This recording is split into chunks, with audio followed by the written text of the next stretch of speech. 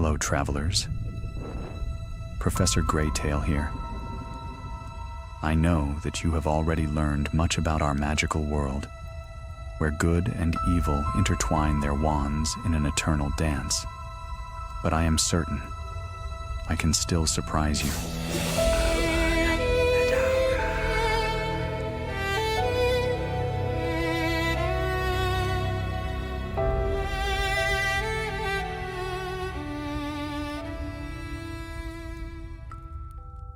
Night had settled over Hogwarts, soft and moonlit, casting long silver ribbons across the stone towers and sloping roofs.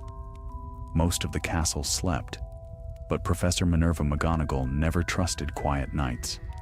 Not fully, not after all she had lived through.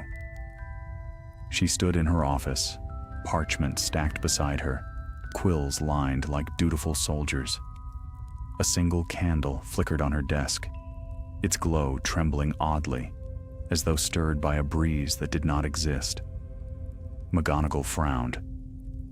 Hogwarts was old, and old magic breathed in its walls, but this felt different. The flame leaned sharply to the side, shivered again, and then straightened. "Strange," she murmured. She was about to return to the letters she had been reviewing for the new term when a low thrum traveled through the floorboards, humming up the legs of her chair. The candle extinguished itself with a soft hiss. Darkness fell, thick and sudden. Her wand was in her hand at once. Lumos! Light blossomed, steady and reassuring, yet the unease in her chest did not fade. She crossed the room, wand raised, expecting Filch's cat, or perhaps Peeves playing one of his wretched pranks. But the air was still, too still. Even the portraits seemed to hold their breath. A faint whisper brushed her ear. "Professor." McGonagall spun, robes swirling. No one stood behind her. The portraits remained asleep, their painted occupants gently snoring. The castle itself seemed frozen in the moment after a heartbeat. "Show yourself," she said. No reply came, only another tremor, this one smaller, like a delicate tap on a drum. She stepped into the corridor. The sconces lining the walls flickered, one after another, their flames dimming as if something passed before them, drawing the warmth away. Her sharp eyes followed the wave of darkening light until it vanished around a corner. Enough of this, she thought, her stride firm as she pursued the disturbance. The castle's magic often shifted and sighed, but tonight it felt as though Hogwarts wished to speak, and whatever it wanted to say, it whispered in riddles. She descended the stairs toward the central corridor when a cloud of cold swept past her, brushing her cheek like a shadow with weight. Her breath misted. She stopped. A shape, thin, wavering, almost formless, stood at the far end of the hall. Not a ghost, not a person, more like a stain of darkness that refused to settle into a single outline. McGonagall inhaled sharply but did not retreat. "Identify yourself," she said, voice clear and edged with command. The shape tilted, as though listening. Then it glided sideways, sliding into the stones themselves. The wall rippled and went still. Her jaw tightened. Hogwarts held thousands of secrets, but this was no ordinary magical quirk. She marched to the wall where the shadow had vanished and tapped it sharply with her wand. Revealing spells showed nothing unusual. No hidden door, no cloaking charm, no enchantment at all. Yet she had seen it. Before she could investigate further, a distant clang echoed through the corridor, the unmistakable sound of a suit of armor collapsing. McGonagall broke into a brisk stride, her wand light bouncing off the walls. When she reached the source, she found 3 suits of armor scattered across the stones, their helms spinning gently like toppled coins. But the armor had not merely fallen. Its pieces were arranged in a deliberate shape, a circle incomplete, almost like a broken ring. She knelt, examining the pattern. Students might make mischief, but this bore intention, purpose, a message she could not yet read. "Professor McGonagall?" She rose at once. A small figure stood at the end of the corridor, clutching a blanket around her shoulders. First-year Hufflepuff, wide-eyed, trembling. "What are you doing out of bed, Miss Wren?" McGonagall asked, moving toward the girl with swift steps. The child pointed behind her, hand shaking. I woke up in the corridor. I don't remember leaving my dormitory. I think something pulled me." Her voice cracked. It was so cold. McGonagall placed a steadying arm around the girl's shoulders. "You are safe now. Come, let's return you to your dormitory." As they walked, McGonagall kept her wand raised, senses sharpened. Something had gone terribly wrong within the castle's ancient heart. A presence moved through Hogwarts, one that could slip through walls, mimic footsteps, scatter armor, and draw students from their beds without leaving a trace. A presence that had watched her. When she delivered Miss Wren to the Hufflepuff prefect, she gave a firm warning about keeping careful watch over the younger students. Only when the child was safely inside the common room did she turn back toward the corridors. The castle no longer felt merely quiet. It felt expectant. As McGonagall climbed the stairs toward her office once more, the whisper returned, so faint she almost missed it. "Professor, not yet." She stopped cold.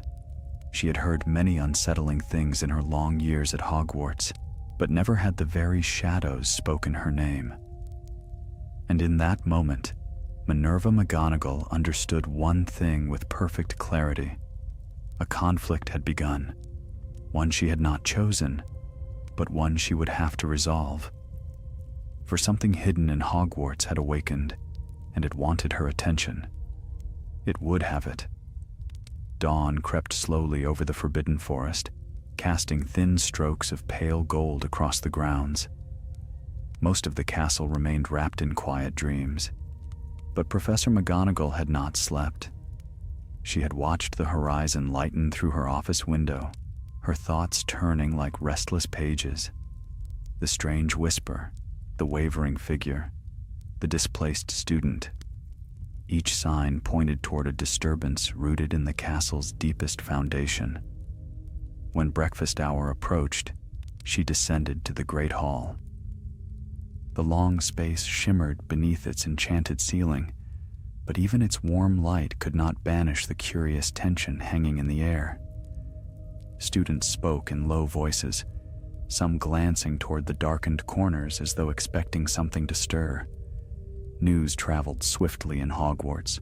Whispers of a night-wandering spirit had already spread through 3 houses. McGonagall strode to the staff table, her features composed, though her eyes remained sharp. Severus Snape glanced up at her arrival. "You look as though you fought a duel before sunrise," he murmured. "I assure you, Severus, if I had, the castle would know it," she replied briskly. "There has been an irregularity in the night. I will be investigating it." Snape arched a brow. "Irregularity or danger? That remains to be seen." Before she could say more, the hall erupted in a soft commotion. 3 Ravenclaw second years ran in, breathless, pointing toward the doors. Their prefect hurried after them, pale as parchment. "Professor, something is wrong with the staircases," he said. "They're shifting without pattern, refusing to settle. Some won't lead anywhere at all." The staff exchanged uneasy glances. The staircases did possess a will of their own, but not like this, not in broad daylight. McGonagall wasted no time. "I shall attend to it. Severus, keep the students in the hall until we know more." She left the table at once, robes billowing behind her as she marched through the corridor. A knot of students clustered near the main staircase, their faces drawn in anxious wonder. The great staircases groaned and swung, shifting far more abruptly than they ever should. One staircase swung halfway toward a landing, then jerked back with such force that several portraits shouted indignantly. McGonagall lifted her wand and commanded, "Halt!" The staircases did not halt. Instead, the entire structure shuddered as if attempting to resist her command. A deep rumble vibrated through the banisters. The castle floor trembled beneath her boots. Then, in a slow, unnatural motion, the shadows cast by the staircases stretched across the walls. They lengthened, pulled like cloth, darkening to an inky black. A shape curled within them, something thin, twisting, unsure of its own outline. There it is again, she thought. "Reveal yourself," she said, her wand steady, her voice hard as steel. The shadow rippled and drew back, almost shrinking, as though frightened by her command. For an instant it quivered, then shot downward into the gap beneath one of the staircases. The entire structure steadied at once, falling eerily still. Students gasped. McGonagall turned sharply. "All of you, return to the Great Hall! Now! No wandering unless accompanied by a professor!" Her voice brooked no argument. The students obeyed at once, ushered by the prefects. When they had gone, she traced her wand through the air, summoning a map of the castle's lower chambers. The shadow had fled downward, toward an area rarely visited, where old foundations met long-forgotten enchantments. She followed. The air cooled as she descended, the stones growing darker, the torches dimmer. Even the castle's usual quiet hum seemed distant here, as though the heart of Hogwarts beat slower in these depths. She passed unused classrooms, sealed storage rooms, and corridors whose names had long vanished from the timetables. At last, she reached a narrow archway draped in cobwebs. A faded inscription above it read, "Only the Keeper may enter." It was a phrase she recognized from the older architectural records. Dumbledore himself had once mentioned it during her earliest years as deputy headmistress. Something about an ancient defensive enchantment laid during the First Wizarding War. She raised her wand. Open. The archway creaked, stone shifting reluctantly. Beyond it lay a chamber of pale blue light, cast not by torches, but by magic gently humming in the walls. McGonagall stepped inside. The room was nearly circular, its center occupied by a wide stone basin, carved with runes so old she could barely decipher them. It resembled a pensive, yet not quite. This one glowed faintly with a swirling mist that pulsed as though alive. She approached the basin and felt a tug, soft but undeniable, pulling at the edge of her mind, not dangerous, but beckoning. "You are the source," she whispered. The mist quickened, spiraling upward. As it rose, it gathered shape, an outline of a figure woven of shifting light and darkness. It flickered, uncertain, like a candle caught between two winds. "Shadow," she murmured. The figure paused as though hearing its name. The mist shivered and twisted, forming a vague silhouette of a robed person. No face, no hands, just a shape wearing memory like a cloak. When it spoke, its voice was soft and layered, as though echoing from several distances at once. "Professor McGonagall. Keeper, you returned." "I have never been here before," she said. "You were called. You listened." Her wand remained raised, its light cutting through the chamber's eerie glow. "What are you?" The figure rippled, its outline tightening. "We are the remnant, the broken ward, left from the old war. The castle weakens. We are slipping. We seek an anchor before we fade." The meaning struck her sharply. This entity had been part of a protective enchantment, but now, without strength or guidance, it drifted uncontrolled, disturbing the castle and drawing students unwittingly into its reach. "Why did you take the girl from Hufflepuff?" McGonagall asked. "Taken?" the shadow echoed, troubled. "We sought warmth, a mind at rest, not harm, but we are incomplete. We forget our purpose." Its form flickered rapidly, as though struggling to contain itself. "And the staircases?" she demanded. "We tried to warn, tried to reach, but our magic frays. The castle shifts with us." The shadow extended a wavering limb toward her, almost pleading. "A keeper is needed. A mind strong enough to bind us, restore us, hold us together." McGonagall stepped back. "I cannot make such a choice blindly." The chamber rumbled. Cracks of pale light split the walls, pulsing with unstable magic. The shadow collapsed inward, curling like a wounded creature. "If we fail, the enchantment fails. The castle will be unguarded. Something waits beyond the threshold, something old." McGonagall's heart tightened, though her resolve remained firm. A new conflict stood before her, one tangled in the castle's forgotten history, one that demanded courage and clarity. The shadow was not an enemy, but a failing guardian. Yet binding it to her own mind could come with consequences she could not yet foresee. As she watched the trembling figure, the stones beneath her feet shuddered once more. There was little time left to decide. The chamber's trembling grew stronger, a deep and rhythmic pulse that seemed to echo from the very bones of the castle. Dust drifted from the high arches, swirling through the pale blue glow as though dancing to an ancient, faltering heartbeat. McGonagall steadied herself, one hand braced against the stone basin. The shadow flickered before her, its form collapsing and reforming in frantic waves.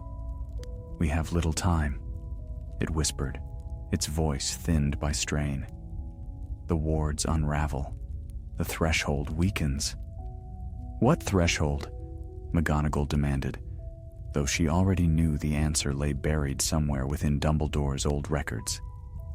But the shadow could not speak plainly. It was as fractured as the magic sustaining it. A new tremor rolled through the chamber, more violent than before.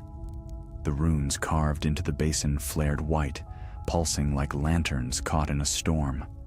McGonagall stepped back as the air grew dense, thick with power gone unstable. She raised her wand. "Silence yourself. Conserve your strength."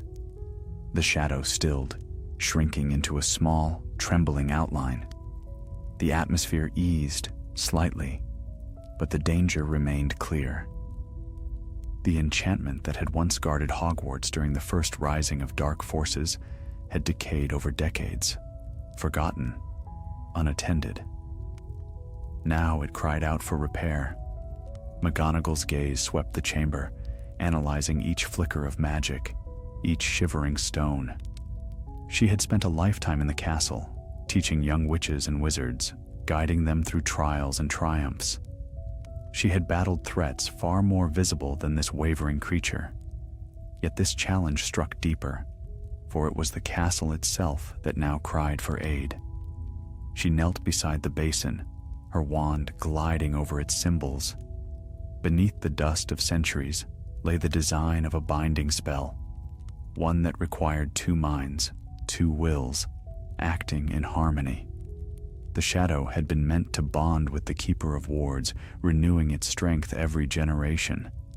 But the last keeper had perished in the war long past, and the enchantment had been left to wither. "It seeks a host," she murmured. "A conduit. It cannot survive without one." Her hand tightened around her wand.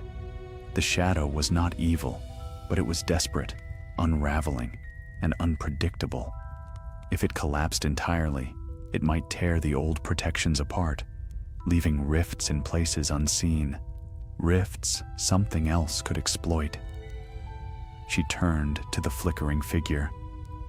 "If I restore you, I must first understand what lies beyond this threshold you speak of." The shadow shimmered faintly, as though mustering its strength to answer. Beyond lies the broken place, where old spells sleep, once sealed, now thin as mist. If the wards fall, what dreams there may wake. The chamber dimmed as its voice faded.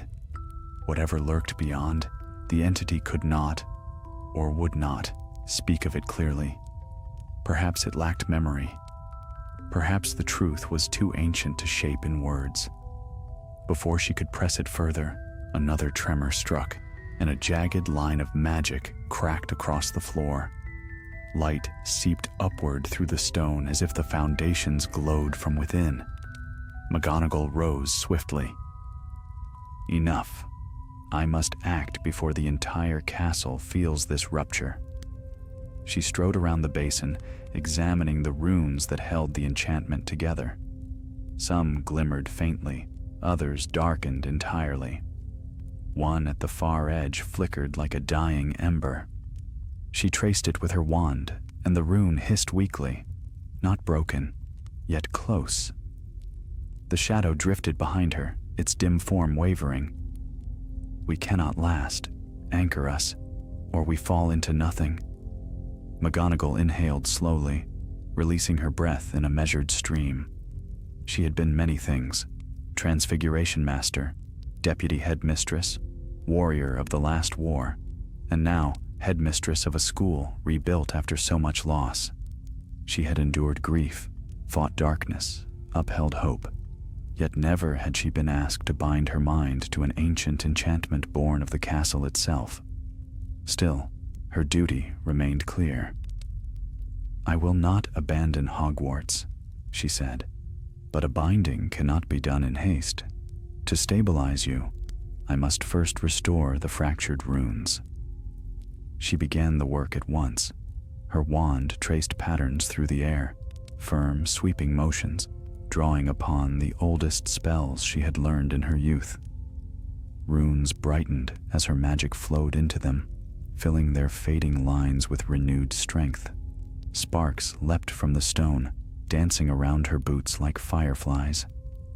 The shadow watched, its trembling lessening as the chamber brightened.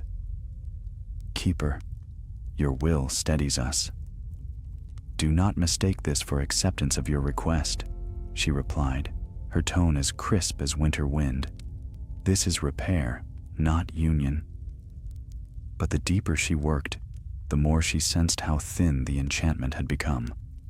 The ward was not simply weakened, it had begun to hollow from within, its center eroding. Magic poured out like water from a cracked vessel. Even restored, the runes would not hold for long. McGonagall straightened, breathing hard. She touched the central symbol, and a jolt of truth shot through her like lightning. The ward no longer had enough magic to sustain itself, which meant either she provided the missing strength, or the enchantment would collapse entirely. She looked toward the shadow. It hovered small and dim, like a fading ember. "What happens if I refuse the binding?" she asked quietly. The shadow seemed to shrink further. "Then we scatter. The ward breaks, and the castle stands open. What sleeps beyond may find its way through." Her jaw tightened. "You ask much of me," she murmured, "more than you understand." But time was no ally. The chamber groaned again, dust raining from the ceiling. McGonagall steadied herself and lifted her wand. "I will strengthen the ward as much as I can," she said. "But I will decide the question of binding only when I deem the moment right." The shadow offered no protest. It simply hovered, dim but listening. She began the final stabilization spell. Magic surged from her wand, weaving itself into the failing runes. Light burst across the chamber, illuminating every crack, every trembling stone. The ground steadied. The rumbling softened. But even as the runes brightened, the center of the enchantment, where the shadow drifted, dimmed further. A whisper brushed her ear, frail as a dying flame. "Keeper, Hurry. McGonagall lowered her wand slowly, her heart weighted by the decision looming before her. She had bought time, but not much. The true choice still awaited her, and the castle watched in silent expectation. McGonagall left the hidden chamber with swift, purposeful steps, though the weight of the decision ahead pressed upon her like a mantle of stone. The staircases above had grown still again, and the chill had retreated from the corridors, yet the castle felt watchful. Every portrait eye, every whispering draft, every shifting shadow seemed to follow her movements, as though Hogwarts itself waited to learn what she would choose. By midday, the students sensed that something unusual had gripped their ancient home. They spoke softly in groups, glancing at darkened corners or lingering beside windows as though expecting the walls to speak again. McGonagall had little patience for rumor, but she could not quell what the castle itself had stirred.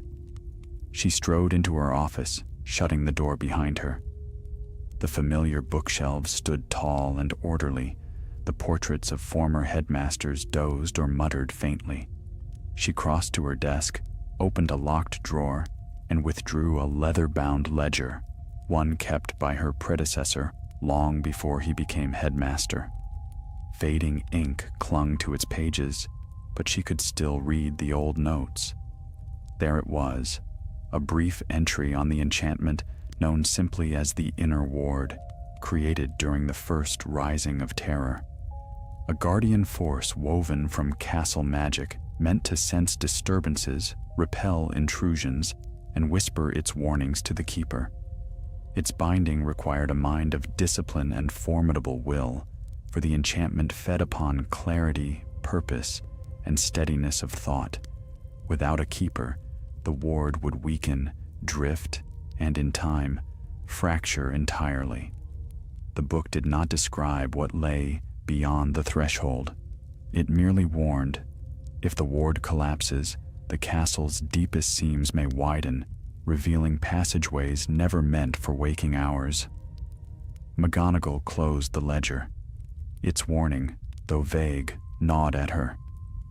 She did not fear shadows, but she feared what harm an unstable enchantment might cause her students. A knock interrupted her thoughts. "Enter," she said.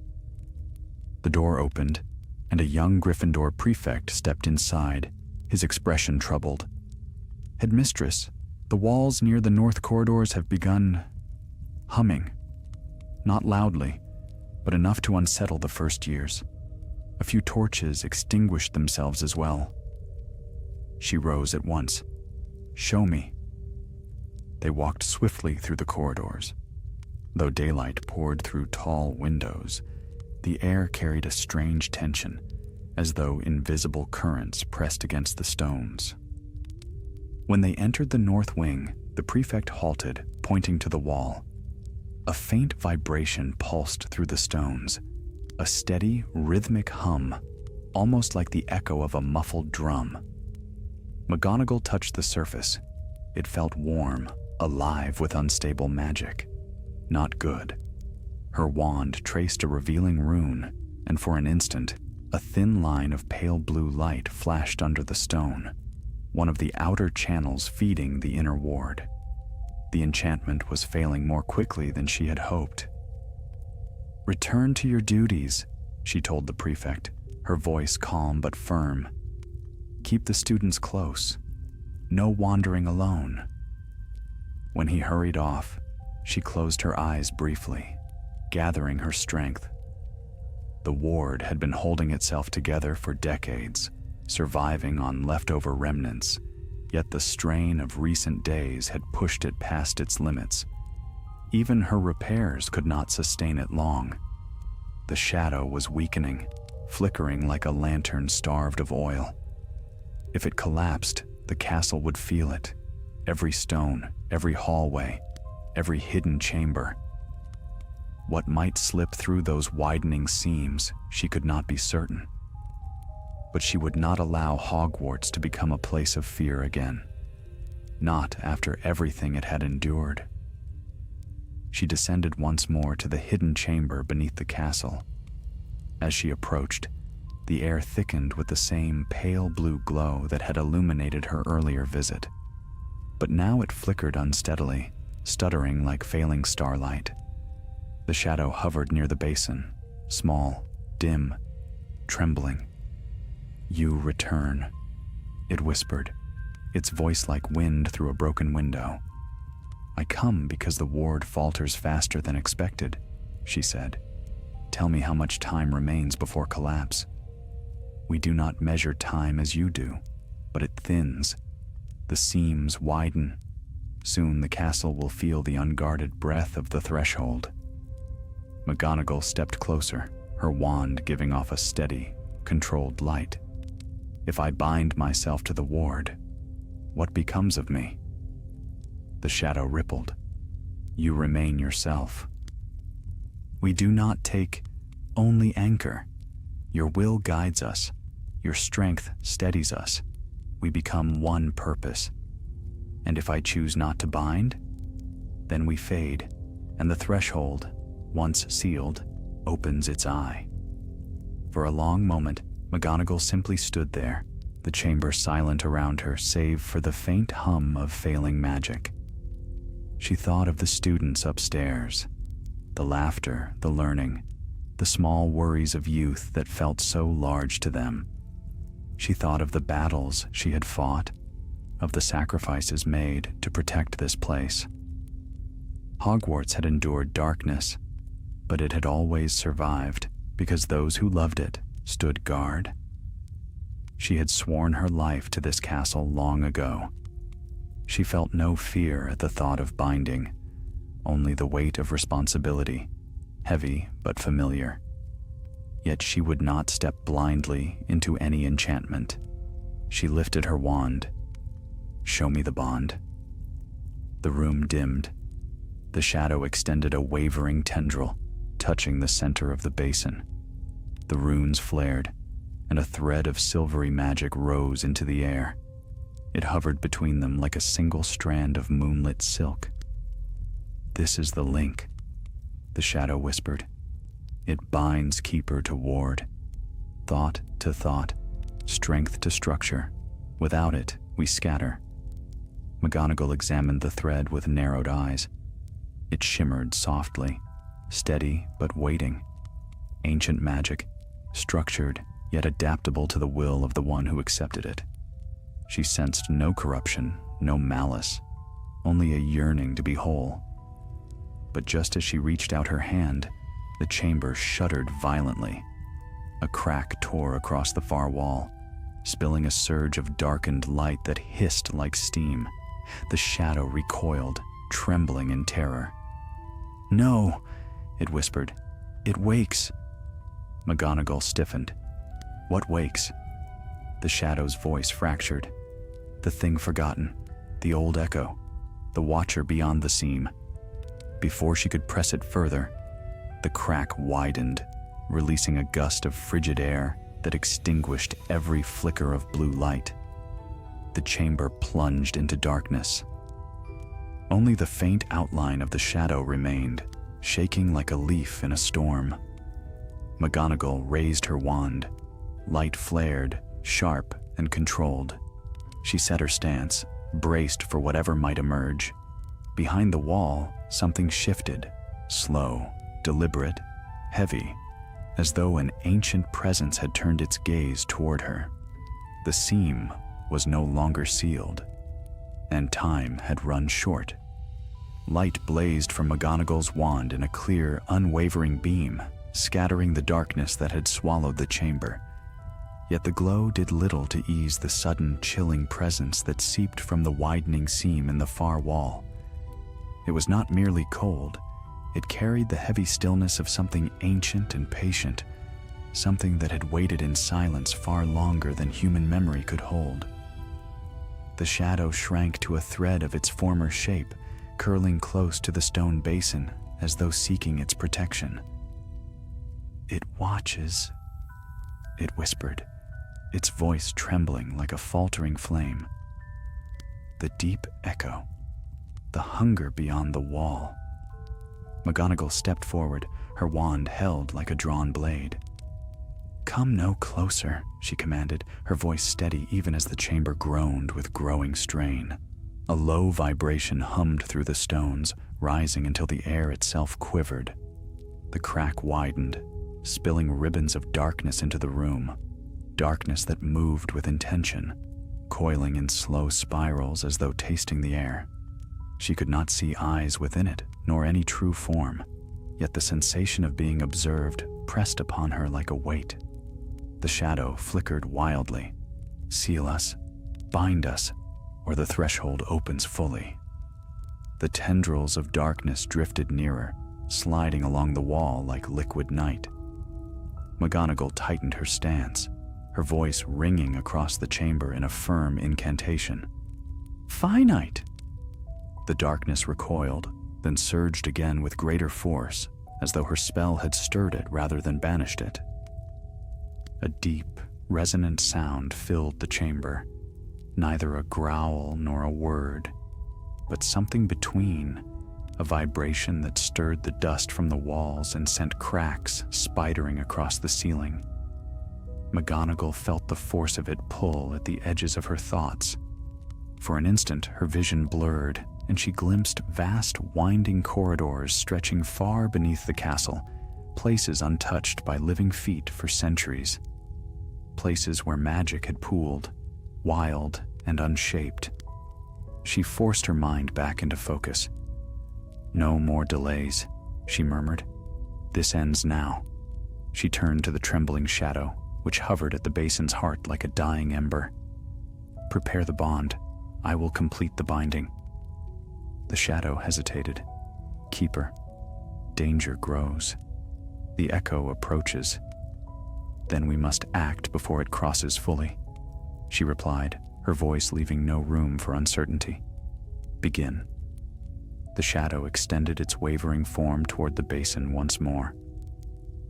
The runes carved into the stone flared to life, casting the chamber in a soft, silvery glow.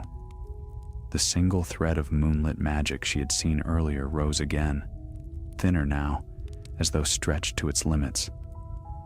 McGonagall stepped toward it, but before her hand could touch the shimmering thread, the seam in the wall burst open with a shuddering crack, releasing a torrent of darkness that pooled along the floor like smoke. Shapes coiled within it, shapes without form, without meaning, yet filled with wrong intent. The shadow cried out, its voice sharp with fear. "The echo enters! Keeper, hurry!" McGonagall did not look away from the advancing dark. She thrust her free hand into the thread of magic. For an instant, the world vanished. Her mind was pulled into a vast, starless expanse, neither shadow nor light, but something between. A pulse echoed through it, slow and deep, resonating with the same rhythm as the ancient ward beneath the castle. She felt the faint trembling of the shadow nearby, its presence like a small flicker in a storm. Then the bond seized her. Magic flooded her senses, ancient, weighty, interwoven with the foundations of Hogwarts itself. It did not seek to overwhelm her, only to cling, desperate to anchor itself to a mind strong enough to bear its burden. The chamber snapped back into view. Her breath came in a sharp gasp, but she remained standing.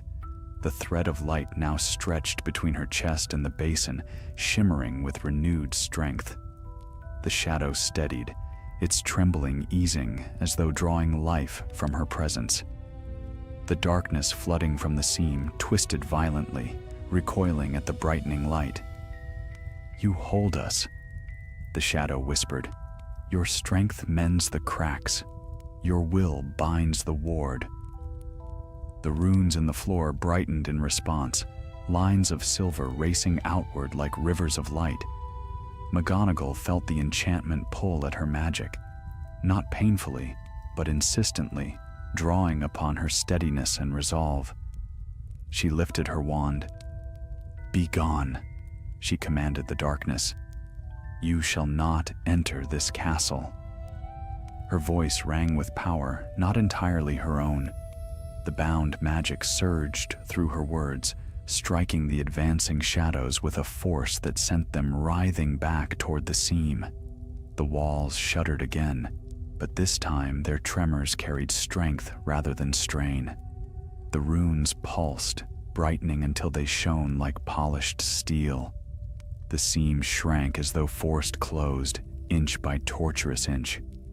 The echo beyond the wall released a sound, low, furious, ancient, but its voice was cut short as the seam sealed with a final, ringing crack.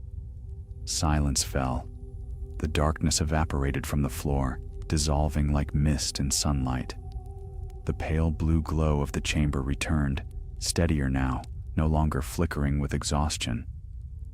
McGonagall allowed herself one controlled breath. The bond at her chest hummed softly, warm rather than cold.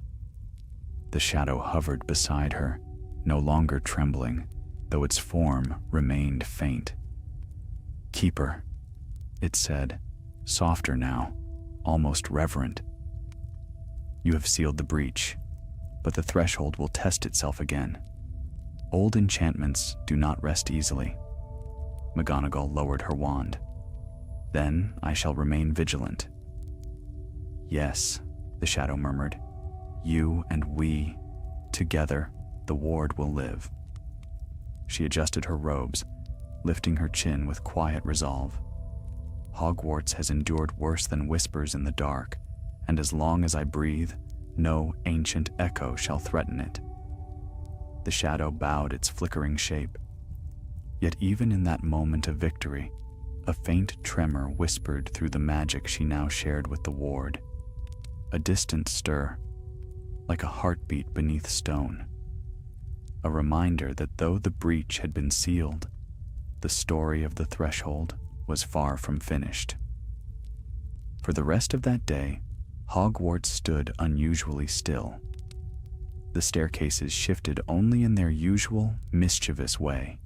Windows shone with soft afternoon light. Students hurried through corridors with relief, whispering behind their steps. Whatever shadowed presence had pressed against the castle earlier seemed to have retreated, leaving behind the fragile calm of a school returning to its routine. But McGonagall felt the ward humming beneath every stone she stepped upon. The bond pulsed faintly in her mind, a steady rhythm, like a distant drumbeat heard through miles of earth. It was not intrusive, nor did it dull her thoughts. Instead, it lent her a subtle awareness of the castle's inner workings. She sensed the temperatures of corridors, the tug of magic in the walls, the faint sigh of enchanted objects as they settled into their nightly stillness. It was not unlike learning a new language, one spoken in whispers and vibrations rather than words. She walked alone through the corridors, observing. Every now and then, a torch flame leaned toward her in greeting, or a whisper brushed past her ear, carrying the ward's quiet approval. The shadow itself remained hidden within the deep chamber, anchored now by her presence and no longer flickering toward collapse. Still, McGonagall knew better than to trust silence. The sealed seam had closed, but she had felt the power behind it, restless, ancient, testing the boundaries as though searching for weakness. And though the shadow had been restored, the ward itself remained fragile from decades of neglect. If another breach came, she must be prepared. By evening, she entered the great hall for supper. The floating candles cast warm light across the tables, and the enchanted ceiling shimmered with streaks of rosy twilight. Students laughed again, though some still glanced toward darker corners out of habit. The staff table buzzed with low conversation, but Snape watched her with narrowed, curious eyes. "You've been walking the halls as if listening to voices others cannot hear," he remarked quietly as she took her seat.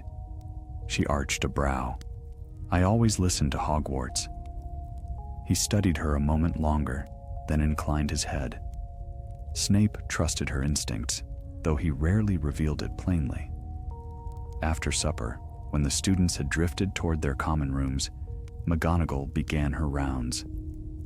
The castle deepened into night around her, warm lamps lighting her path, portraits murmuring into their frames, staircases groaning as they settled into new positions.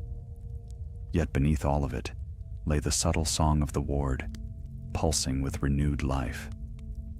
She felt drawn downward, toward the lower corridors where the enchantment lay strongest.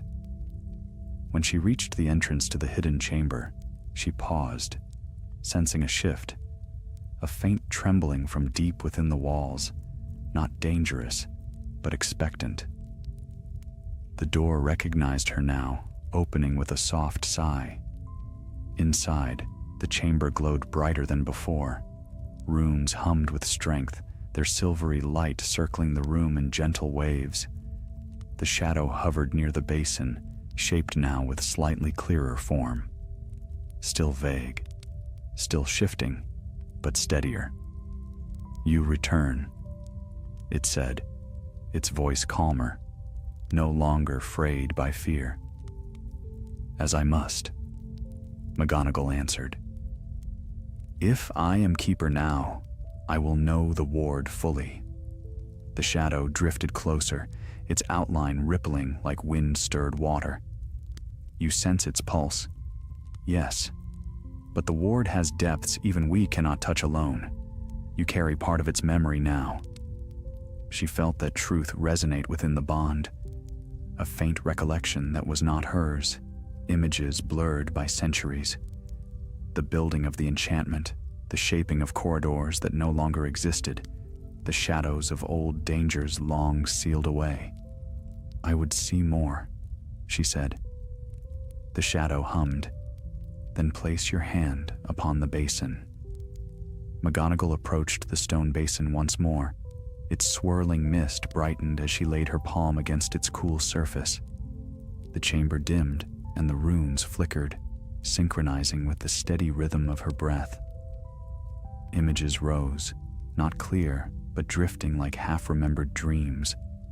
She saw the castle centuries earlier, its walls brimming with raw magic, its foundations trembling beneath the threat of a force pressing from below. Wizards gathered, unknown to her, robed in garments of a far older age. Together, they forged the inner ward, binding it to the castle's heart like a great silver web. She felt the echo of their spells, heard the ancient words carried on unseen winds. Then, the vision shifted. The seam beyond the wall appeared, wider then, churning with swirling shapes that strained to enter. The ward had held them back, forcing the threshold closed with brilliant light. The shadow, once whole, stood guard, tall and luminous. But over time, its strength had dwindled, its form thinning until only a faint remnant remained. The visions faded, and McGonagall found herself once more standing in the chamber, her hand still on the basin. The shadow hovered beside her. "Now you know why the ward must survive." "Yes," she murmured. "Though the threshold appears sealed, something beyond it has not forgotten this place. And it will test the weak points," the shadow added. "As long as the ward lives, we hold the boundary firm, but the echo may return." McGonagall nodded. "Then we shall strengthen the ward further." She lifted her wand. For hours she worked, weaving structured spells through the runes, reinforcing each channel of magic with methodical precision. The shadow assisted her with soft pulses of guiding light, adjusting the flow when needed. Together they coaxed the enchantment into stability, never forcing it, but lending it the strength it once possessed. As the final rune brightened, she felt the ward settle into a deeper calm. Relief washed through her, though it carried the unmistakable undercurrent of vigilance. "This is better," she said. "Yes," replied the shadow, But the echo felt your strength when you bound us. It knows the keeper lives again. It may test you not through breaches, but through what moves unseen." McGonagall lowered her wand. "Let it try. Hogwarts has endured centuries of trials, and I will not allow shadows to claim it." The shadow bowed its head, but as she stepped toward the chamber entrance, the bond in her mind trembled, just slightly, just enough to freeze her in place. Something had shifted elsewhere in the castle. It was faint, distant, yet clear as a whispered name. A disturbance not in stone or spell, but in human footsteps, out of place at this hour. McGonagall straightened, her eyes hardening. Someone was wandering the castle, guided by a presence she could not yet see. And the night had only begun. The disturbance tugged at McGonagall's senses like a thin thread of magic plucked in the dark. It was faint, too faint for any ordinary wizard to notice. But through the ward's bond, she felt it as clearly as the shifting of a breeze across her cheek. Someone moved in the upper corridors, guided by a force that did not belong to wandering feet or idle curiosity. She left the chamber without hesitation. The familiar weight of the castle settled around her as she ascended through dimly lit passageways, her footsteps swift and measured. Torches flickered in greeting, shifting their flames as though eager to guide her through the maze of stone.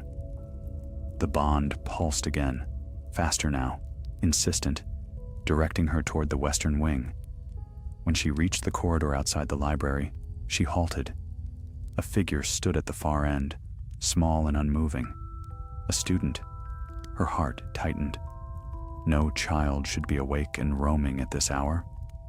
She approached quietly, though her boots rang softly against the stones. "Who is there?" The figure did not turn. Instead, it took a slow step toward the shadowed alcove beside the library doors, as though answering a silent summons. McGonagall quickened her pace, reaching the student before they could vanish into darkness. A young Ravenclaw boy stared blankly ahead, eyes distant, expression empty of awareness. "Mr. Harrow," she said, recognizing him at once. "Can you hear me?" He did not blink. His arm lifted, almost mechanically, reaching toward the shadow pooling in the corner of the alcove. The darkness there was thicker than it should have been. Still, heavy and strangely intent. The ward trembled sharply. Danger. McGonagall seized the boy's wrist, pulling him back. "Stop. You are not yourself." The moment her touch broke whatever influence held him, the boy gasped sharply, collapsing against her in confusion. "Professor? What? Where am I? I was sleeping, and then—" "Hush," she murmured, steadying him. "You are safe now." But her eyes remained fixed upon the alcove. The darkness there rippled faintly, almost as though it recoiled from her presence. It was not the same overwhelming force she had seen in the breach. This was smaller, subtler, a tendril of something testing the castle's boundaries in ways the ward had not anticipated. A probing, a question, a knock upon the door. She ushered the trembling boy toward a nearby staircase. "Return straight to your common room. Do not stop. Do not speak to anyone on the way." He nodded frantically and fled. Only when he had vanished up the steps did McGonagall face the alcove fully. "You seek to enter through the living," she said quietly. "Cowardly." The shadow quivered. Not with fear, shadows did not fear, but with awareness, as though listening. She lifted her wand. A thread of the ward's magic wound through her veins, and her words rang with the strength of both the witch and the keeper. "Begone." Light flared from her wand, bright and steady. The alcove darkened further in defiance, compressing itself into a twisting shape that strained to remain whole. For a heartbeat, it seemed as though the darkness might lash outward, but the ward surged through her. The shadow dissolved like smoke struck by wind. Silence returned, heavy but still. McGonagall exhaled slowly. The boy's wandering had not been a coincidence. The echo on the other side of the threshold had sensed her binding to the ward, and now it probed the cracks not by force, but by influence. A whisper in dreams, a tug on the edge of a sleeping mind, a way of slipping past defenses without the burden of opening the breach. She walked through the corridor, wand still alight, searching for any lingering traces.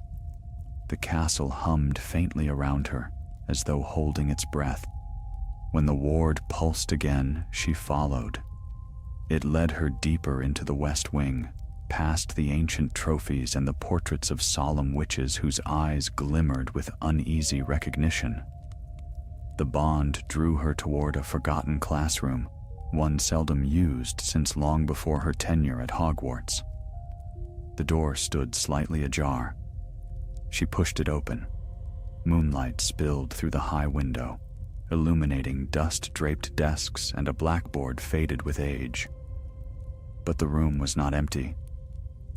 On the far side, something writhed upon the floor, a swirling knot of shadow, twisting and contracting as though struggling to maintain its shape. A remnant from the breach, a piece of the echo that had slipped through before the seam had fully sealed. It sensed her presence and stilled. Then, slowly, it rose from the floor, forming the rough outline of a figure, no clearer than the shadow in the ward chamber, but heavier, darker, as though burdened by malice rather than purpose. "You have no place here," McGonagall said, voice cold. The creature gave off a low vibration, almost like a hiss. It drifted toward her, slow and deliberate, reaching tendrils of darkness across the floor. McGonagall stepped forward, unwavering. "If you seek the minds of children, you will find no passage." The creature struck. It lunged toward her, its form expanding, its shadow stretching in every direction like wings of night. She did not flinch. With a sweeping motion, she drew upon the full strength of the ward, channeling it through her wand in a brilliant arc of light.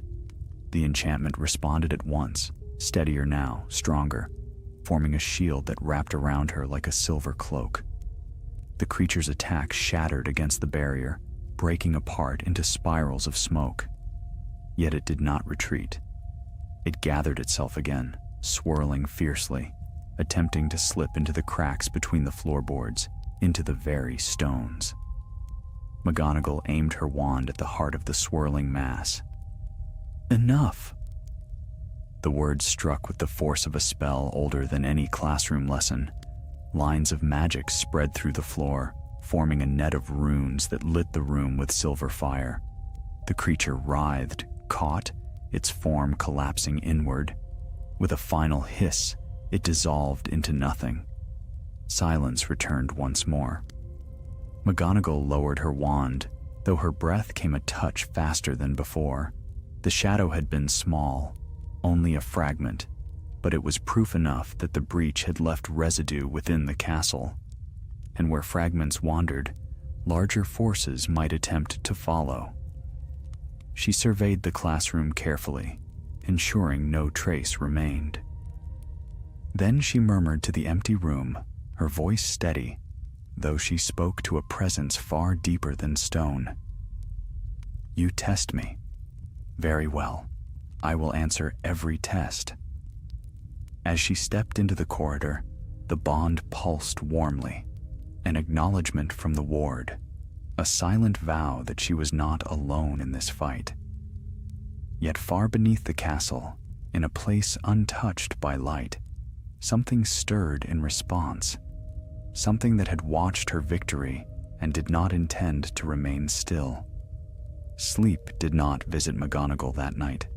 Even when dawn brushed the horizon with pale gold, she remained awake, pacing her office with measured steps.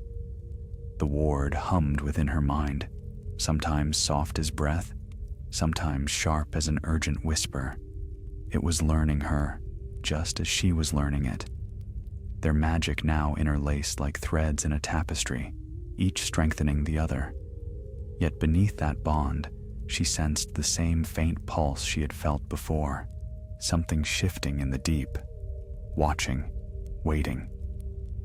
Before the sun had fully risen, she descended once more into the silent corridors of Hogwarts. The early morning hush wrapped around her, broken only by the muffled sounds of portraits stirring from their enchanted slumber. She could feel the castle awakening, timidly, cautiously, as though aware of unseen eyes lingering within its foundations. Near the entrance hall, she met Filch, lantern swinging in his hand. "Strange night, Professor," he muttered, eyes darting suspiciously at every shadow. Animals restless, suits of armor twitching like they've caught a draft. "Has anything moved of its own accord?" she asked. "No, but everything feels like it wants to." She nodded. "Keep watch, but do not pursue anything unusual. Alert me at once if you notice further disturbances." Filch grunted acknowledgement and trudged onward. McGonagall turned toward the great hall. Students began trickling in for breakfast, rubbing their eyes, shoulders hunched against the cold of early morning. Though they tried to mask it, she saw faint worry etched across their faces. Children felt the castle's moods, even if they did not understand them. She took her seat at the staff table. A murmur rose among her colleagues, but she offered no explanation. They saw the tension in her posture, the edge in her gaze, and wisely held their questions. The ward pulsed again. Not danger, yet. More like a summons. After breakfast, she slipped away before the students finished their morning chatter. The bond guided her not downward this time, but upward, toward the towers. She climbed several long flights of stairs, their stone worn smooth by centuries of feet. At the top, she stepped into a narrow corridor lined with tall windows overlooking the grounds. Frost clung to the glass. Trees shivered beneath a thin veil of snow. Winter whispered against the castle walls. The ward hummed sharply. She froze. A faint pattern glimmered on the floor, so faint it might have been overlooked by any but her. Thin lines of pale blue light traced an unfamiliar rune, one she had not restored, one that did not belong to any old warding structure she knew. It had been carved recently, and not by human hand. She bent to examine it, reaching out with her wand. The lines flared brightly for the briefest instant, then collapsed, fading into the stone as though never carved at all. A message, she realized, a mark, a sign placed by whatever presence moved beneath the castle. The bond trembled violently. She straightened. Something powerful had brushed against the ward, testing it with deliberate intent. Not a careless prod, not a drifting fragment, a willful challenge. She strode to the nearest staircase and descended with swift steps. The ward guided her through winding corridors, past empty classrooms, through a tapestry-covered archway, and down a narrow staircase rarely traveled by students. She recognized the route. It led toward the old catacombs beneath the castle, where ancient relics and forgotten stones rested under layers of dust. When she reached the final landing, she paused. Cold air leaked from the passage ahead. Not the natural cold of underground chambers, but the chilling breath of something that fed on silence and shadow. She raised her wand. Reveal!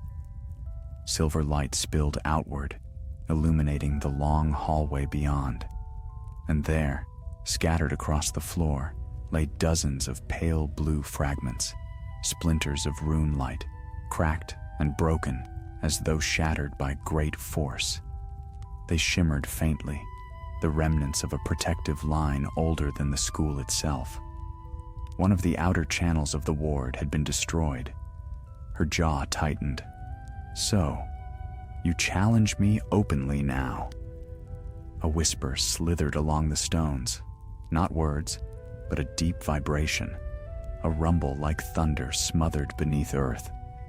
It came from the far end of the corridor, beyond the archway into the forbidden catacombs.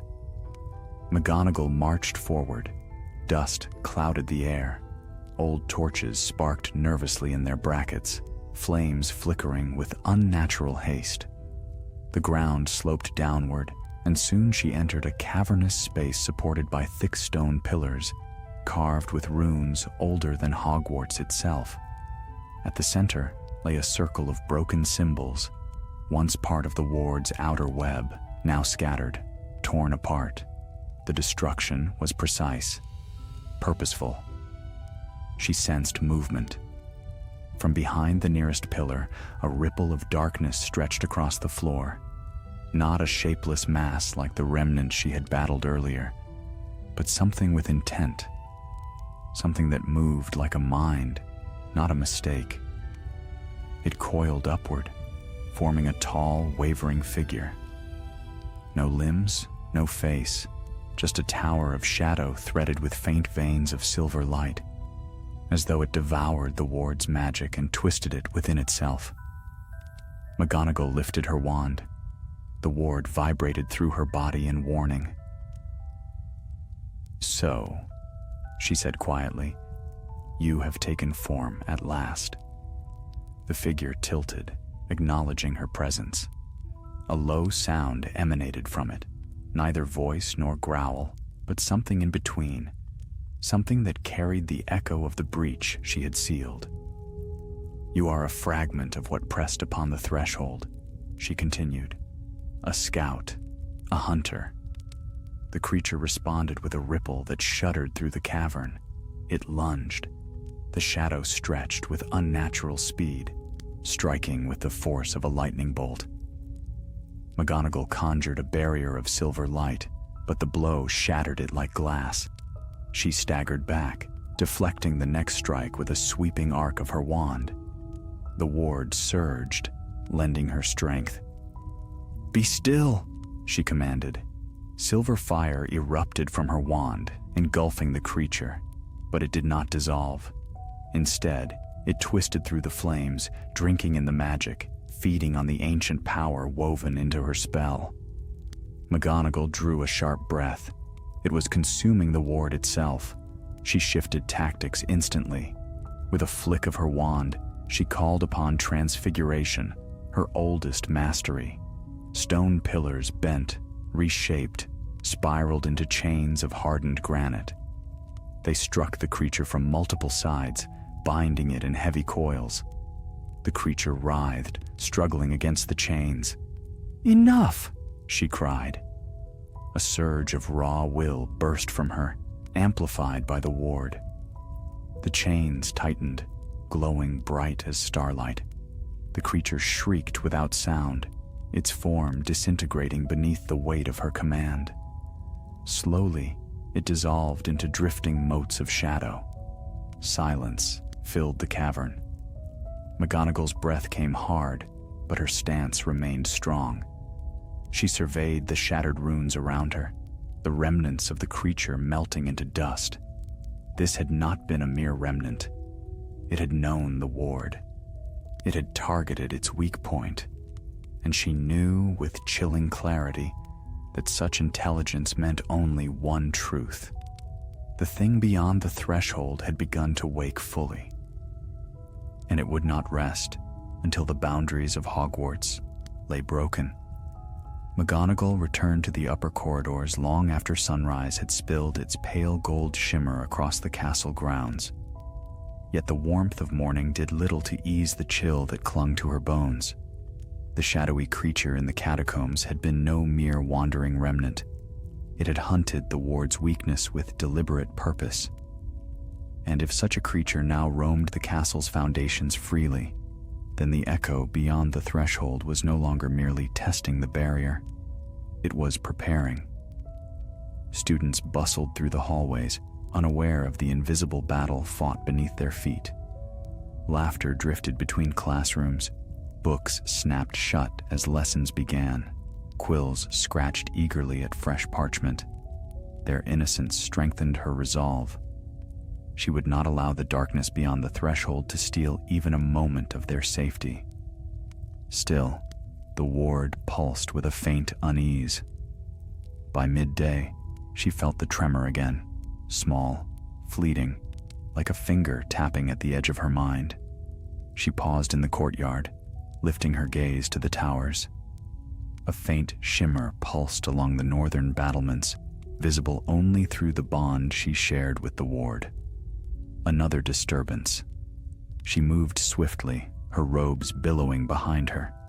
Down stone steps, across sunlit halls, past students whispering excitedly over some minor Gryffindor-Slytherin quarrel. Every step she took echoed with the ward's quickening rhythm. The northern battlements were empty when she arrived, save for 2 stone gargoyles perched along the ledge. Her eyes narrowed. One of the gargoyles, normally frozen in sour frowns, turned its head ever so slightly toward her. Not enough for a student to notice, but enough for her. The ward jolted sharply in warning. McGonagall raised her wand. "Show yourself." For a breath, nothing moved. Then the gargoyle's stone skin cracked like brittle ice. Shadow bled through the fissures, swirling around the creature like smoke funneling into a flame. The gargoyle's eyes glowed with dim silver light, the same unnatural shimmer she had seen in the creature that prowled the catacombs. Another scout, another corruption. It leaped from the ledge with surprising grace, stone claws slashing through the air as its body half melded with darkness. McGonagall met its charge without retreating. A shield of silver surged before her, shimmering with the ward's strength. The gargoyle struck, shattering the shield but staggering backward in the same motion, its stone armor cracking beneath the force of the blow. "You were carved to protect," she said, her voice firm, "not to serve the threshold." She flicked her wand sharply. Stone molded under her will. The gargoyle's legs fused with the battlement floor, rooting the creature where it stood. It roared, a grinding sound of stone grieving its own corruption. Darkness rippled beneath its surface, writhing like trapped serpents. McGonagall planted her feet. "Be still." The command, spoken with the authority of the keeper, rang through the air like a tolling bell. The ward surged through her, filling her voice with power ancient and immovable. The gargoyle froze. The shadows inside it writhed violently, desperate to break free. Cracks spidered across its torso as though it might split apart. This corruption was deeper than she had feared. The echo was not merely reaching through the seam, it was infiltrating the castle's oldest enchantments, twisting ancient guardians into its tools. She raised her wand with both hands. Release. Light burst outward, pure, steady, forged from the heart of the ward and her own unyielding will. It washed over the gargoyle, peeling shadow from stone like torn cloth. Darkness screamed without sound, scattering into the wind as silver light consumed it. The gargoyle's stone form slumped inertly, freed but lifeless. A guardian lost. McGonagall bowed her head for a brief moment of respect. Hogwarts had many protectors, living, enchanted, and ancient, and she would not see them corrupted without acknowledgement of their sacrifice. The bond trembled again. Not danger this time, but grief. The ward mourned the loss of a sentinel that had stood watch since long before McGonagall herself had been born. She placed a hand against the battlement, offering silent reassurance. "We will repair what can be repaired," she murmured, "and we will guard what remains." But even as she spoke, the ward shivered, drawing her attention toward the castle once more. A new disturbance beckoned, small but insistent, this time nearer to the heart of the school. She followed the whisper of the bond. The trail led her through a twisting corridor, then another, down a narrow staircase she had not walked in years. At last, she reached a wooden door bearing faded lettering. Storage, unused classroom archives. The ward pulsed. She pushed open the door. Inside, moonlit dust drifted through the air, though the sun still shone outside. Tall shelves loomed like silent sentinels, filled with forgotten scrolls, cracked jars, worn quills, and relics of lessons long past. The air felt thick, not malevolent, but waiting, like water preparing to boil. At the center of the room lay a small, silver object. She knelt beside it, a pocket watch, but not any watch. This one she recognized at once. She had seen it decades ago, briefly in the hands of a young student whose brilliance had once shaken the foundations of the magical world. Her breath caught. Albus Dumbledore's watch? No, this one was different. Similar in design, but bearing a faint rune at the hinge, a rune she remembered from her early years as deputy headmistress. A keeper's mark. She lifted it carefully. The moment her fingers touched the metal, the ward surged violently. Images flashed in her mind. Blurred figures, an ancient hall, a wand raised in haste, a whispered incantation uttered by a keeper long forgotten, and a warning. If the threshold stirs again, the keeper must seek what was left behind. The vision dissolved. McGonagall opened the watch. Inside, no clockwork ticked. Instead, a swirling mist glowed faintly, forming runes that fractured and reformed too quickly for the untrained eye. But she recognized them. The same symbols carved into the deepest floor of the ward chamber. A message, a remnant, a memory preserved for the next keeper. Her pulse quickened. The runes aligned suddenly, only for a moment, but long enough for her to read. The echo learned our names. Your strength must be your silence. She froze. Silence? What did that mean? She read the runes again as they dissolved. The echo learned our names. A chill ran down her spine. If the ancient entity beyond the threshold learned the name of a keeper, it could breach the ward not by force, but by calling to them. Through dream, through shadow, through hidden influence. The corrupted gargoyle, the wandering boy. It had been searching for her, trying to learn her name, trying to find the one mind bound to the ward. She snapped the watch shut. The room grew cold. A whisper curled through the air, faint, elusive, almost like a breath behind her ear. Professor.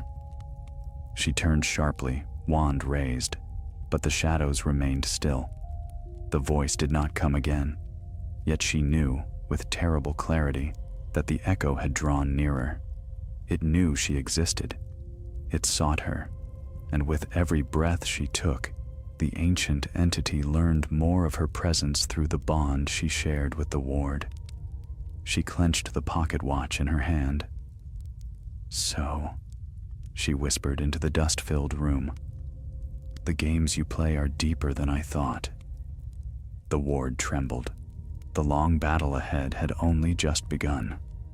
All that day, the castle felt restless beneath McGonagall's feet. The bond thrummed with an anxious cadence, subtle but unceasing. Though lessons continued and students broke into laughter between classes, an undercurrent of unseen tension threaded through the halls like a faint, chilling draft. She carried the pocket watch with her, its weight pressing against her robes like a whispered reminder. The echo learned our names, a warning left by a keeper long dead. But silence. What silence could protect her? What meaning lay hidden in that single cryptic line? No answers came. By late afternoon, clouds thick as wool rolled over the sky. Storm winds buffeted the windows. Darkness crept through the corridors long before evening had arrived. McGonagall watched students hurry toward their common rooms, eager to avoid the rumbling thunder. She dismissed the last class herself, insisting that every student return directly to their house. The ward pulsed in agreement. Something stirred in the depths, its presence like a cold pressure against her thoughts. Alone in the corridor, she tightened her grip on her wand. The castle around her breathed in long, silent intervals. When she reached her office, she did not sit or seek rest. Instead, she walked to the hearth and conjured a fire. Flames roared to life, chasing shadows from the corners, yet the warmth did little to ease the chill that clung to her bones. "Think," she murmured, staring into the flickering light. "What game do you play, creature of the threshold?" The pocket watch sat on her desk, shut tight, but even closed, it hummed faintly, reacting to the ward's agitation. She opened it again. Mist spiraled upward, forming shifting runes, unstable, strained. A single phrase glowed for an instant. "It calls by what it knows."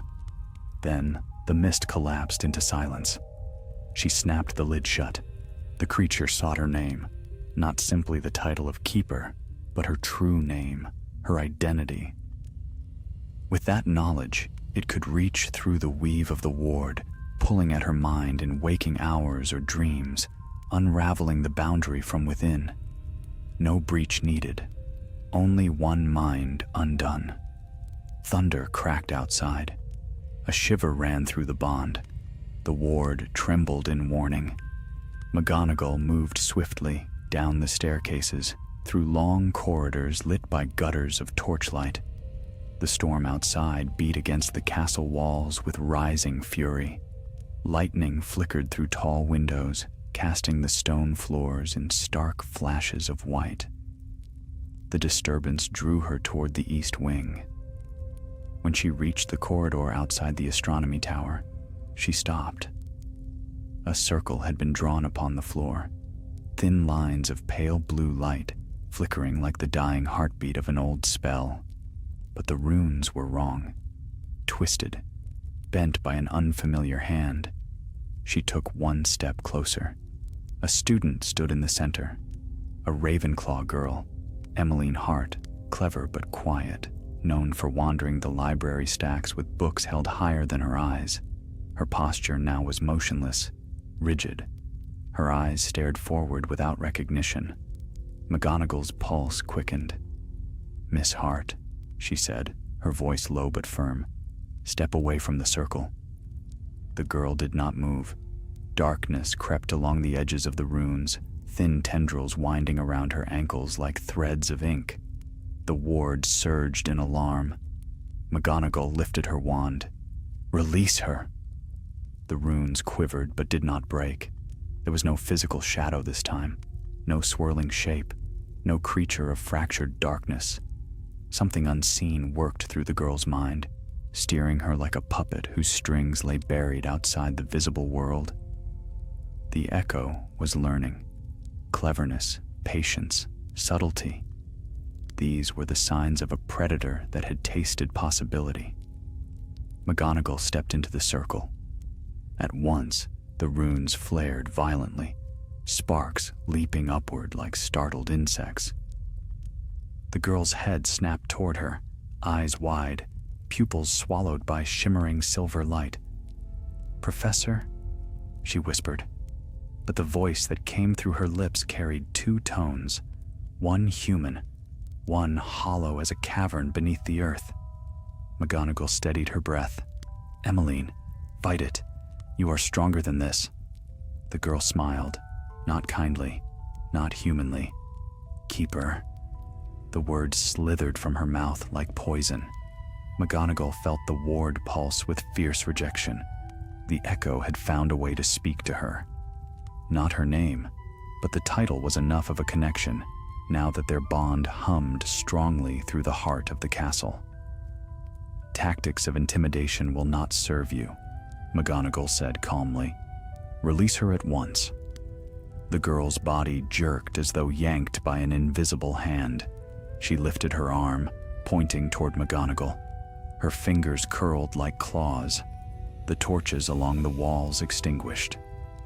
Darkness crashed into the corridor, but McGonagall's wand blazed bright as a fallen star. Silver light flared around her, forming a sphere of protection that pushed the darkness back just enough to reveal the girl's face. Twisted in silent struggle, as though two wills warred beneath her skin. McGonagall stepped closer. The air thickened. Shadows pressed inward, whispering at the edges of her mind. Words formed beneath the murmur, fragments, sharp and hungry. "Your name, Keeper. Your name." Her heartbeat pounded against her ribs. She shut her mind at once, sealing her thoughts as tightly as vault doors. Years of discipline sharpened her defenses. Not a single thread of identity slipped through. "You shall not have it," she said, voice ringing through the corridor like steel against stone. The girl's body convulsed. A thin scream escaped her lips, one she did not choose. McGonagall swept her wand in a wide arc. "Begone!" The runes shattered, light exploded outward, throwing shadows against the walls. Darkness shrieked, echo dissolving into frantic fragments. The girl collapsed into McGonagall's arms, sobbing as awareness returned. I didn't know where I was. I heard voices, cold voices." "Hush, child." McGonagall held her firmly. "You were led by a force that sought the Keeper. You did nothing wrong." Emmeline trembled. "Will it come back?" "No," McGonagall said, though certainty evaded her. "You are safe now. Go to your head of house. Tell no one of what happened." The girl nodded, still trembling, and hurried away. McGonagall remained standing in the broken runic circle, breath steady, but heart weighted. The echo had not only touched a student, it had spoken through her.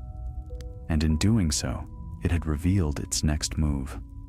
It was no longer content to test the outer channels of the ward.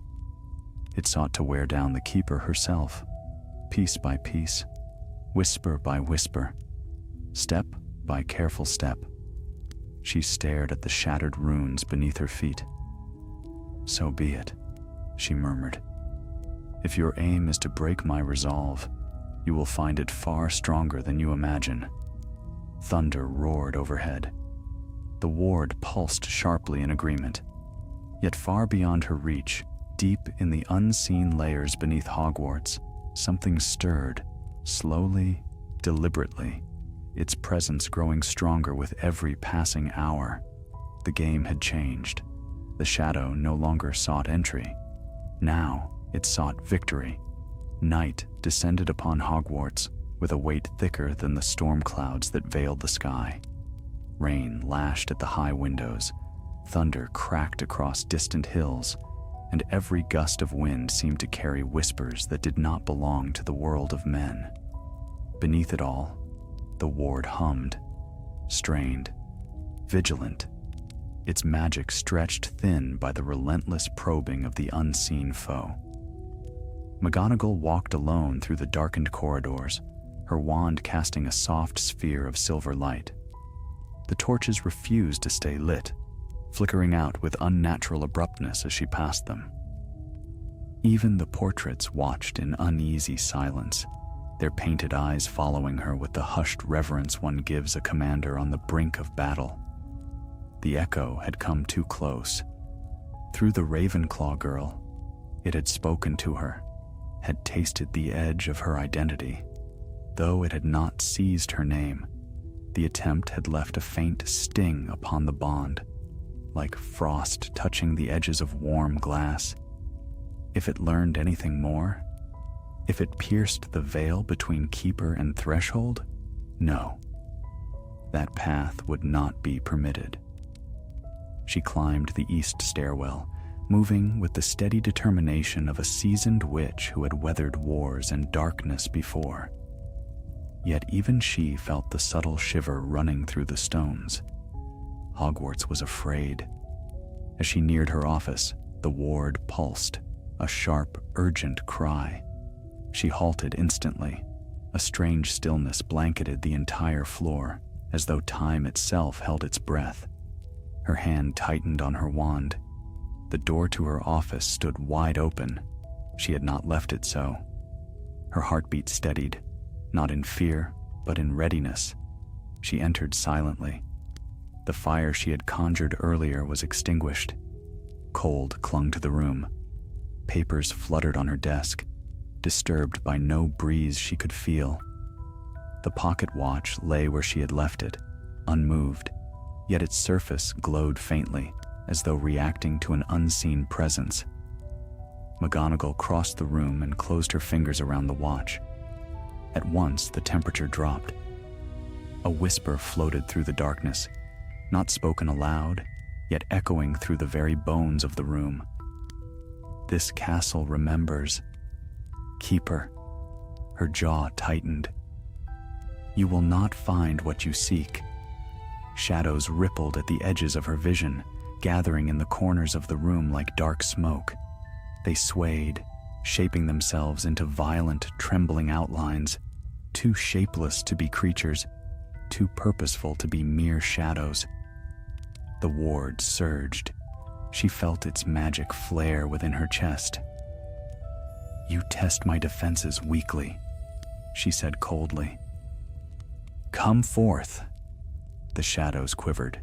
Then a single tendril of darkness stretched across the floor, moving slowly, deliberately, toward her boots. McGonagall's wand slashed through the air.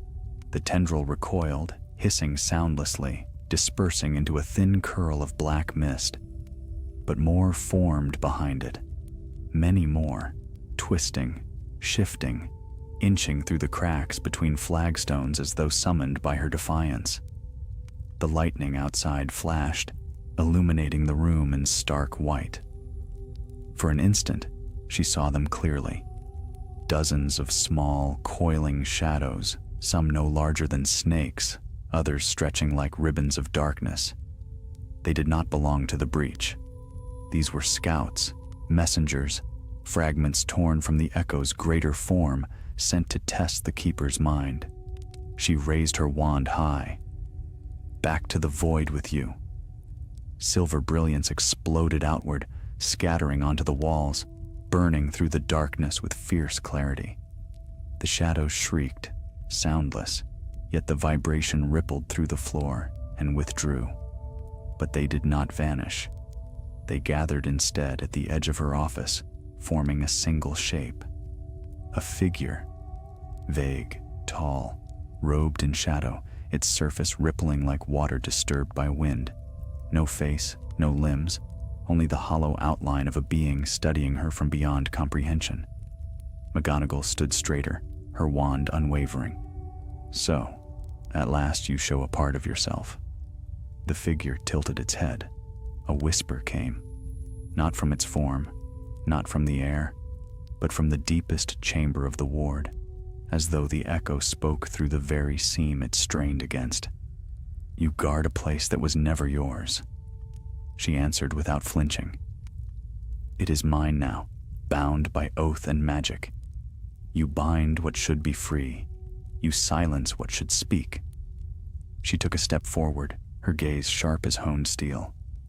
I silence only those who threaten what they do not understand. The figure advanced a single, gliding pace. The floor darkened beneath it, stone paling as though drained of life. The ward pulsed in sharp warning. You cannot keep silence forever, Keeper. She tightened her grip around the pocket watch. You will not learn what you seek. The air thickened. Tiny fractures of light shivered across the stones, marks of the ward resisting the echo's influence. McGonagall felt the pressure in her mind, a subtle push against her thoughts, a clawing insistence at the edge of her consciousness. Her name. It sought her name. If she let her mind waver, if a single unguarded thought surfaced, the echo would claim it like a hunter scenting prey. She closed her eyes briefly, not in surrender, but in discipline. Her mind became a fortress of walls and locked doors. Years of transfiguration mastery sharpened her focus to a single, unbreakable point. She let silence fill her, not passive, but iron strong, as though every thought had been severed from external reach.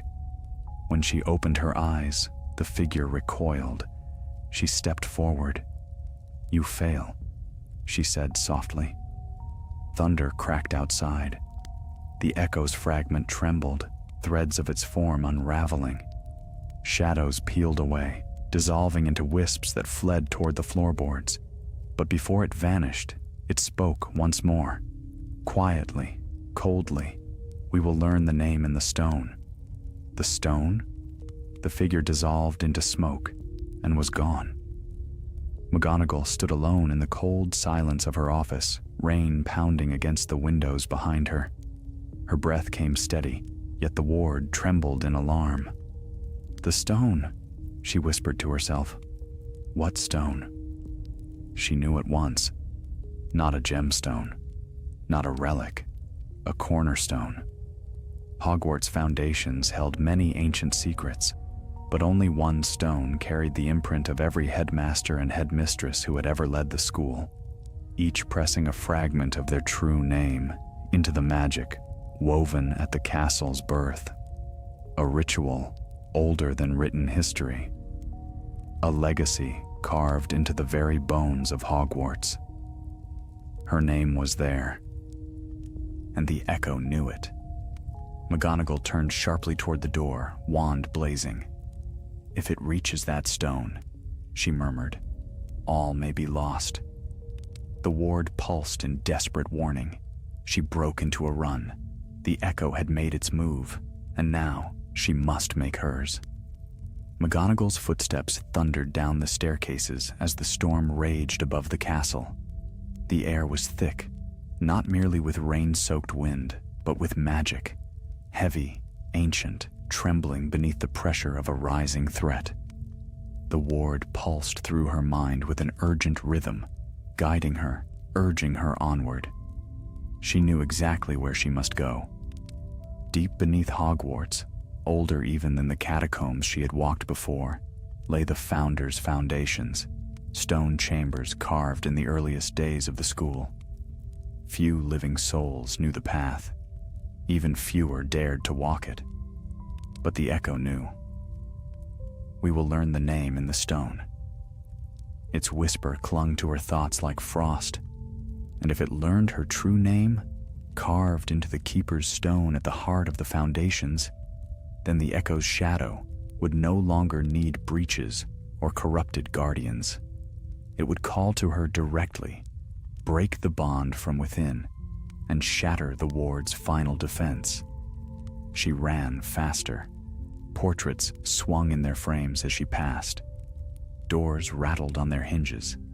Even the suits of armor bowed subtly out of her way, as though acknowledging the gravity of her purpose. At last, she reached a narrow corridor lit by trembling torches. Few students ever came here, for the air itself seemed to whisper of forgotten days. She traced her wand through the air, drawing a rune of unlocking. The stone walls shuddered and slid aside, revealing a spiraling staircase carved centuries ago.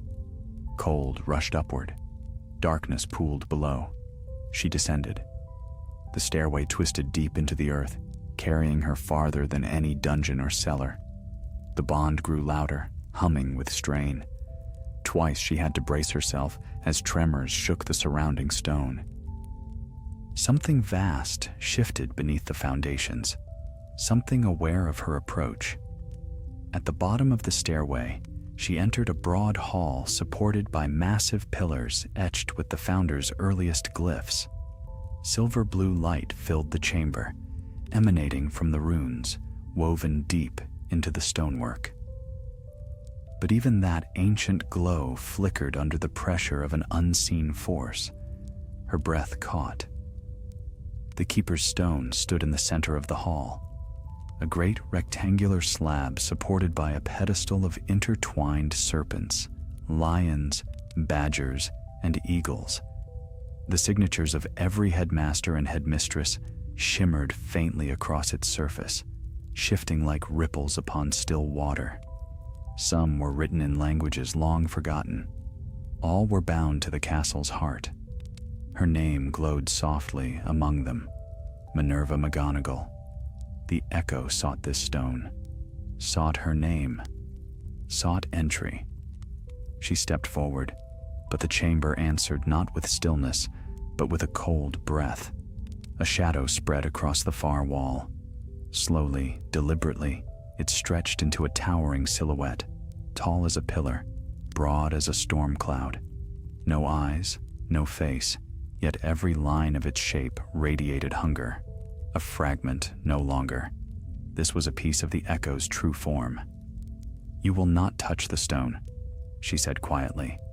The shadow rippled. "We need only your name." She lifted her wand. "You will not have it." Darkness surged toward her. McGonagall struck first. Silver light blasted from her wand in a spiraling arc, weaving a shield around the keeper's stone. The shadow collided with the barrier, its form splintering into long ribbons that writhed like living smoke. The chamber groaned as ancient magic strained under the onslaught. McGonagall planted her feet, grounding herself in centuries of Hogwarts strength. The ward surged into her, lending its light, bolstering her defenses. But the echo was powerful, greater than any foe she had faced in decades. It pressed against her mind with relentless persistence, seeking a window, a fault, a careless slip of thought, a single whisper of her name. She locked her mind with iron discipline. Walls of memory slammed shut. Not even her own magic could slip past the barriers she built. "Your games end here," she said through clenched teeth. The shadow shrieked soundlessly and lunged again. This time, instead of meeting the blow head-on, she turned her wand downward, driving magic into the ancient runes of the hall. They flared to life, pillars erupting in bright light, the floor trembling beneath her boots. The keeper's stone awakened. Every name carved into it shimmered brightly. A low hum filled the chamber, the shared strength of generations of Hogwarts guardians. Dumbledore's name glowed among them, bright as sunlight piercing storm clouds. The ward pulsed in recognition, drawing upon the might of its ancient predecessors. The echo faltered. McGonagall seized the moment. She raised her wand high and drew on every memory of her years at Hogwarts, of students she had guided, battles she had endured, joys and sorrows woven into the castle's long tapestry. "You shall not breach this threshold," she declared. "You shall not take this school, and you shall never know my name." Magic exploded outward. Silver fire spiraled from her wand, entwined with golden light drawn from the keeper's stone itself. The chamber illuminated in furious brilliance as the spell struck the echo's fragment head-on. The shadow screamed, this time audibly, the sound vibrating through the stone. It thrashed violently, form unraveling into shards of darkness that whirled like torn banners in a tempest. McGonagall pressed onward, channeling every ounce of will she possessed. Her robes whipped around her in the violent winds of clashing magic. "Return to your threshold," she commanded, voice ringing like a bell in the storm. One final burst of light erupted from her wand. The echo's fragment collapsed inward like a dying star, then vanished in a single, shuddering implosion. Silence fell. The torches rekindled themselves. The trembling of the foundations ceased. The keeper's stone dimmed, returning to its quiet, watchful glow.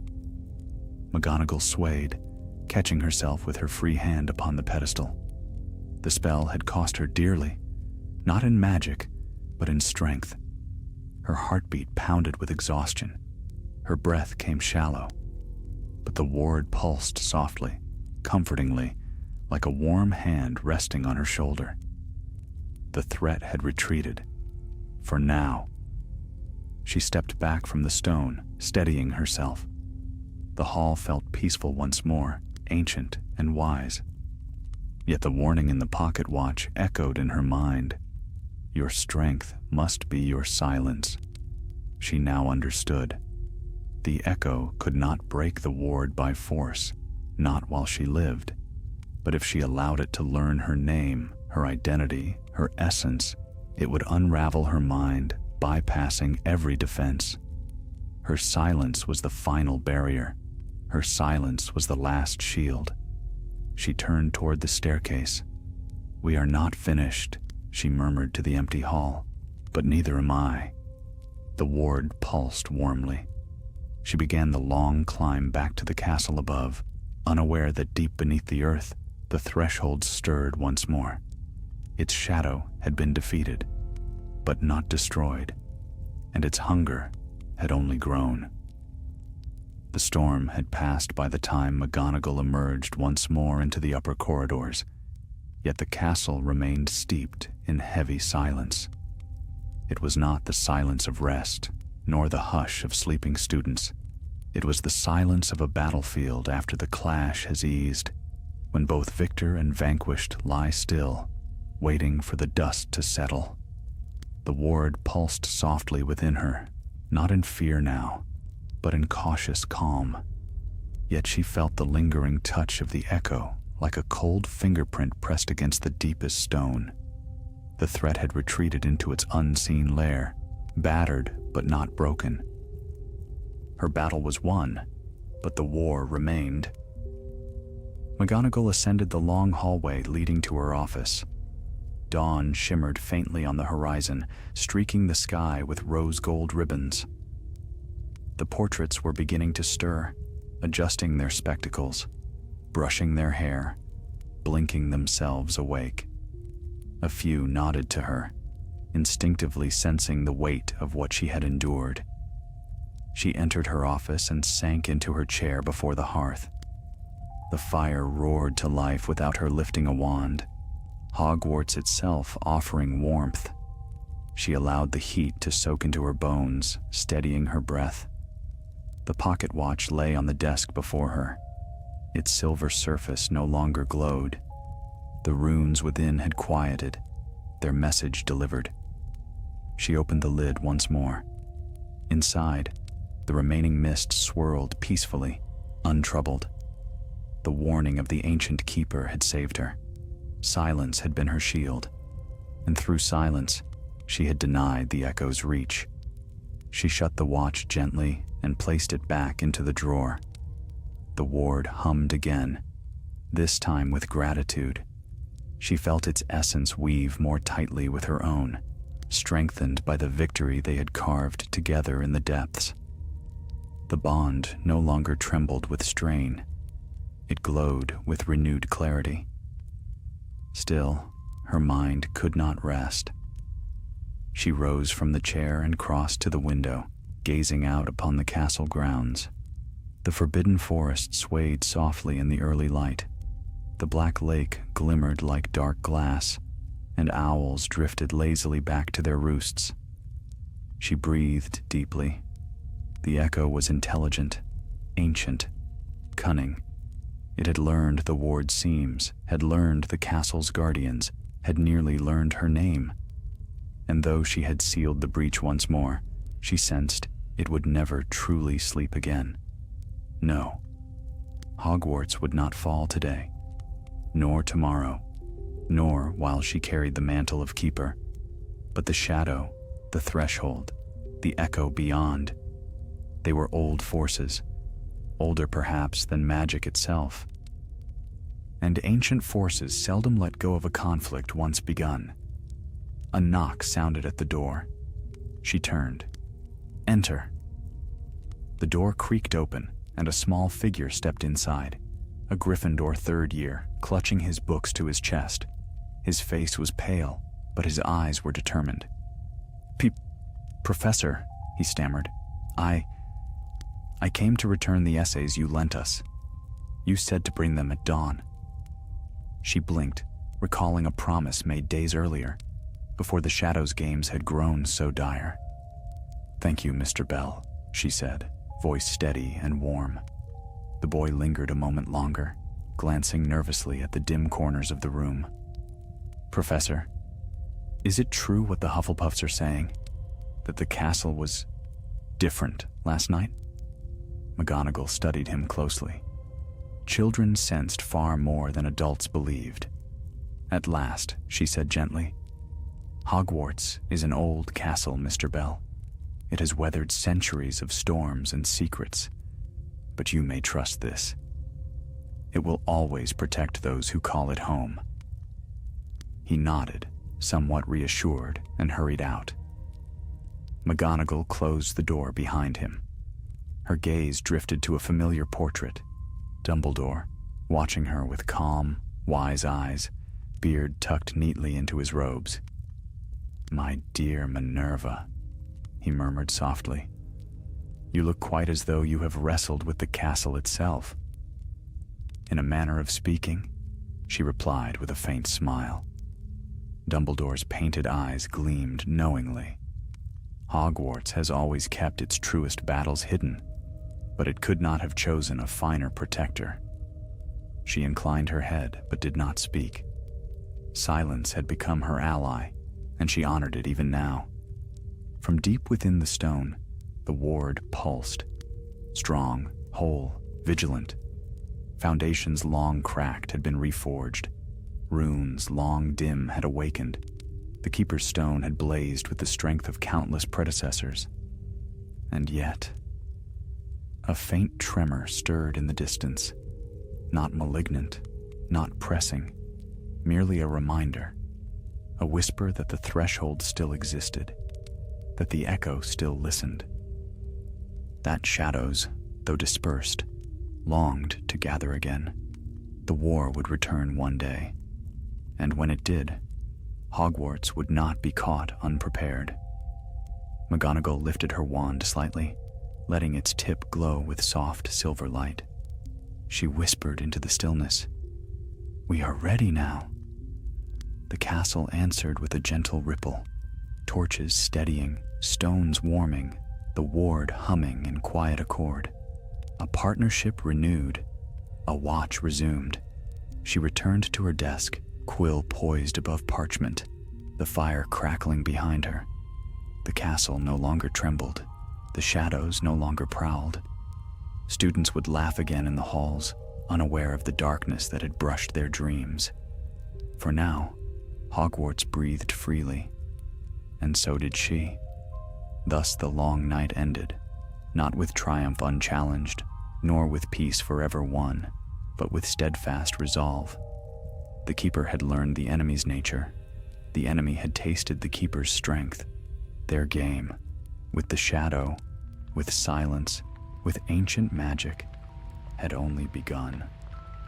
But Minerva McGonagall, stern and unyielding, stood ready for whatever dawn would bring. The castle slept lightly, and its guardian did not sleep.